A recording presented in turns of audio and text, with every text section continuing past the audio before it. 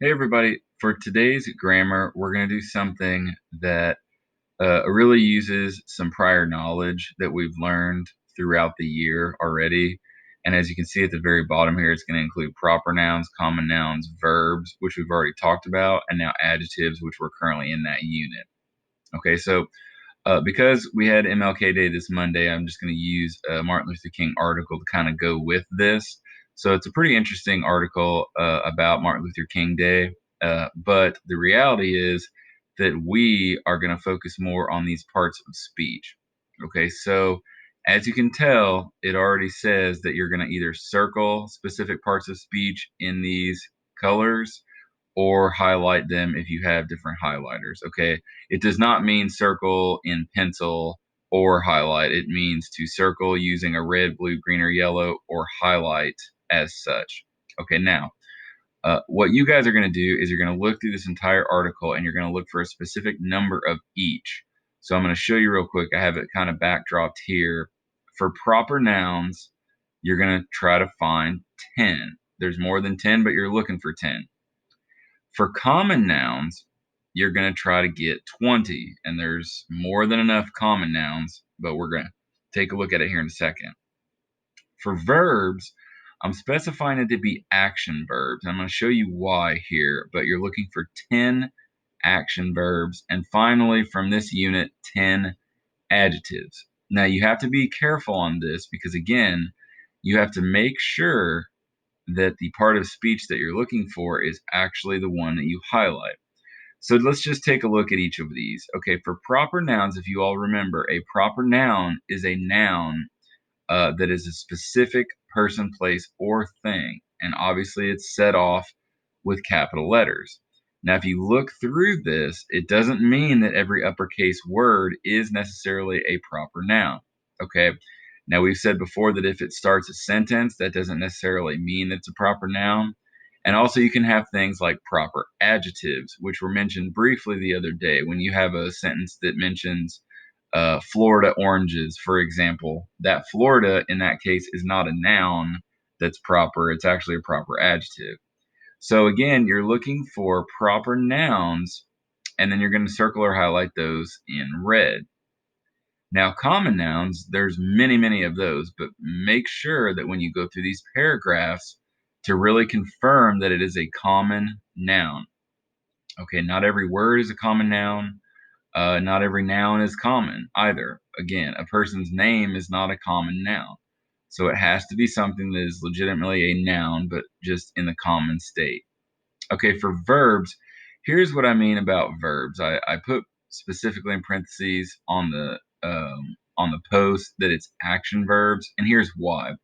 Because technically speaking, every sentence can have a verb, right? So I don't want you highlighting or underlining every verb in every sentence, but what you need to make sure of is that it is an action verb, something that could actually be carried out or done, not a linking or helping verb like is for this case. Okay. So I'll just give away one right away. In the very first sentence, it says ranked among the greatest Black Americans. Ranked is an action verb, so that works. Okay. A word like is, right, or is ranked, the is part is not what we need. Okay. For example, was as well. It's a linking verb. It's a verb that's helping the sentence structure, but it's not a specific action that's taking place. So for the last part, for adjectives for yellow, again, you can have proper adjectives. You can have common adjectives, but I'm looking for adjectives in general. Okay, so they have to be a describing word. And if you guys look through, you have quite a few adjectives in all these paragraphs. So I wouldn't really get stuck trying to get every adjective from the first paragraph so you can get to that number. It's really about making sure that the ones that you do have are correct. Okay.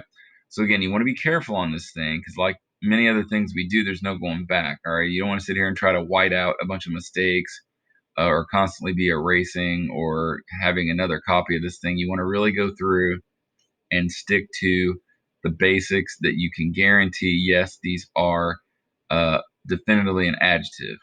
Now, here's the biggest thing before anybody asks. On all of these parts of speech, all right, the 10 proper, the 20 common, the 10 action verbs, and the 10 adjectives, there are to be no repeats. No repeats. Okay. So if you used a noun up here, you can't find it again down here and be like, okay, that's another noun. Once it's used, it's done. Okay. The other thing is for proper nouns, especially a name, the whole name counts as one proper noun. Okay. So even if it was somebody's name like Bill Smith, I'm going to count that whole thing as one proper noun. So right out of the gate here, you guys notice Reverend Dr. Martin Luther King Jr. I'm counting that as one proper noun. Okay. So no repeats of any of these. And again, the names especially only count as one proper noun. Okay. So good luck, and hopefully you all can find quite a bit on here. I actually went through and counted as many as I could, and the numbers that I came up with are pretty generous, let's just say. So if I said that you needed to find 10, I bet in the paragraph there's about 13, 14, or 15. If I said you needed to find 20, there's probably about 25, 30, 35. Okay, so there's plenty of wiggle room on this. You guys just have to make sure you find the right parts of speech when you do end up circling it or highlighting it. Okay, so for grammar, that's it for today. Hopefully, you guys are wrapping up a pretty easy week. Let's hope. Okay, everybody stay safe out there and be well. And I'll talk to you again very soon. All right, see ya.